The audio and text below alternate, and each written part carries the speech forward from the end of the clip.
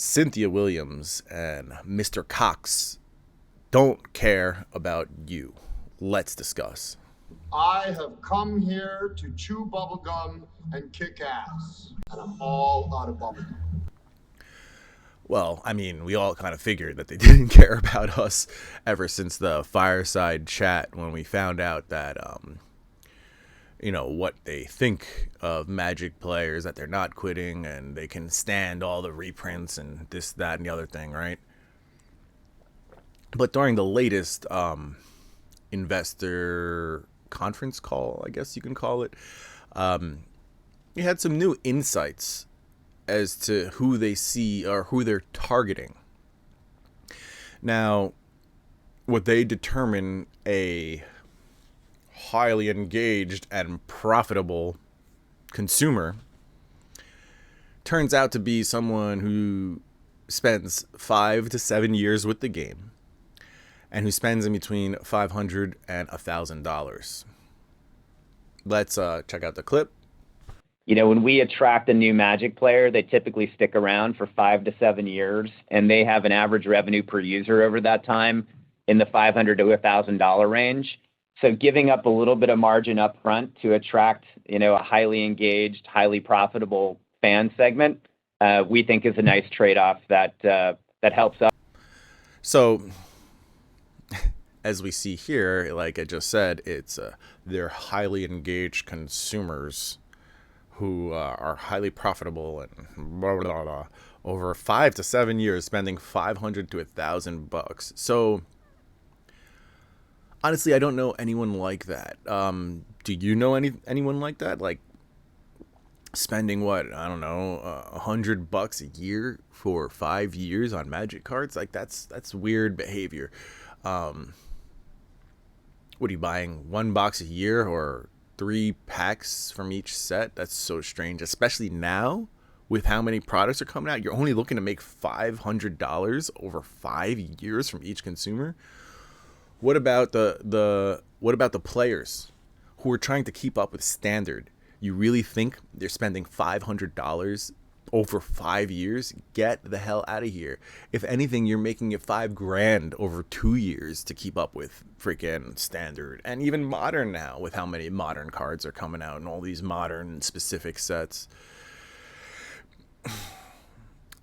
And if that's who you're aiming after, then clearly you're not aiming at the player. Clearly you're not aiming at me, the collector.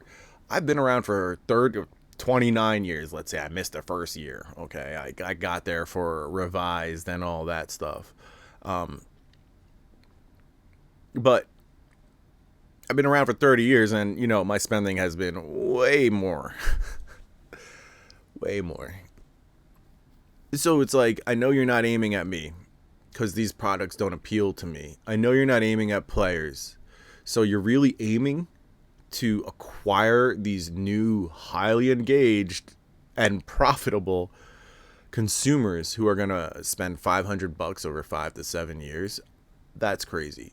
What about the players who are in every draft? What about the collectors who want to make master sets of every set that comes out? What happened to those people? You don't like them anymore? It seems to me that they're more profitable. I'd rather 100 people spending $10,000 over 10 years, not even 100 people spending $50,000 over 10 years. That's more like collectors that I know. I mean, not even more like $50,000 over 2 years. I'd rather a few of those people than a gaggle of the temporary $500 people. I mean, you tell me, what type of logic does that make? It shows me that they don't know who their core audience is, and they don't know their core audience's habits. It shows me that they're making averages and generalizations of who their core audience, what comprises their core audience. And to me, when you're making sets that try to appeal to everybody or products that appeal to everybody, you end up making mediocre stuff that nobody really cares about.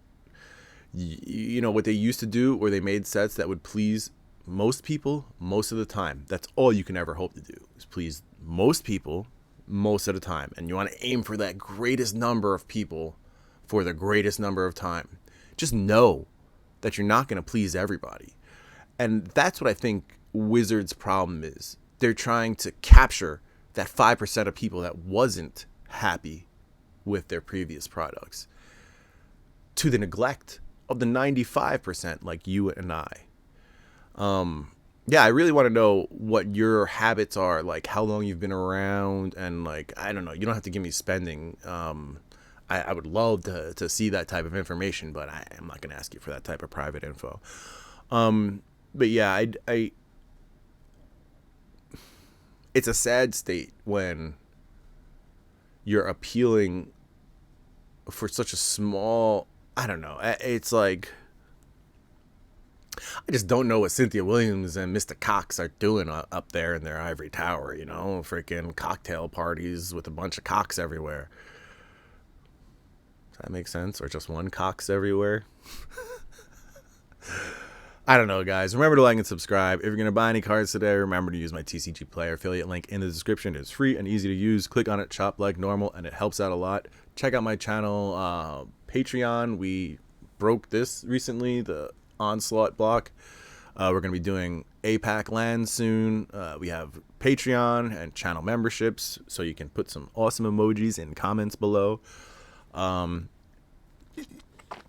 Look, guys, until we are acknowledged as the core audience, these players who've been around for 20 years, these collectors who've been around for 20 or more years, who dump massive amounts of money into either staying competitive or collecting the things, until they realize that these are the people that actually fuel the game and keep it going, the core, the foundation of Magic the Gathering, until they appeal to us, I think we're going to keep on seeing problems, and all the YouTube channels, including me, crying about reprints and crying about how many crazy variants and this and that and the other thing. Until then, we're going to see that type of behavior. And I don't know what it's going to take for Wizards to realize this, because they think they're still profitable. Well, try to have a nice day, everybody. Peace. That's it, man. Game over, man. Game over. What the fuck are we gonna do now? What are we gonna do? Maybe we could build a fire, sing a couple of songs, huh? Why don't we try that?